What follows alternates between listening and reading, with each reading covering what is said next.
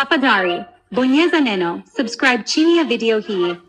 Kiongozi wa kundi la mukawama na kupambana na ugaidi la Saif al-Haq nchini Iraq ameonya kwamba anayejiita rais wa Syria Abu Mohammed al-Jolani anaweza kukamatwa atakapowasili Baghdad kutokana na kuwepo hati ya kukamatwa kwake.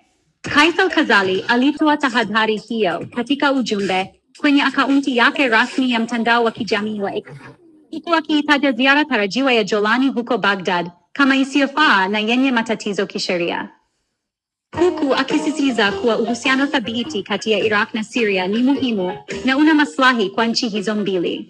Khazali amesema muda wa sasa wa kuwa mwenyeji wa kiongozi wa kundi la wanamgambo wa Hayat Tahrir al-Sham la Syria haufai.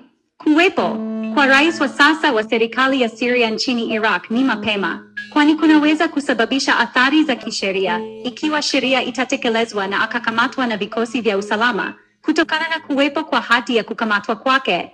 Mkuu wa Saif al-Haq ameandika, kwa mujibu wa kanuni ya mgawanyo wa madaraka, maamuzi ya mahakama ya Iraq lazima yafuatwe na kuheshimiwa na wote, afisa huyo wa Iraq ameongeza. Onyo la Khazali limekuja siku chache baada ya waziri mkuu wa Iraq, Mohammed Shia al-Sudani, kukutana na al-Jolani, aliyejitangaza kuwa rais wa Syria huko nchini Qatar mbele ya Amir wa Qatar, Tamim bin Hamad al-Thani.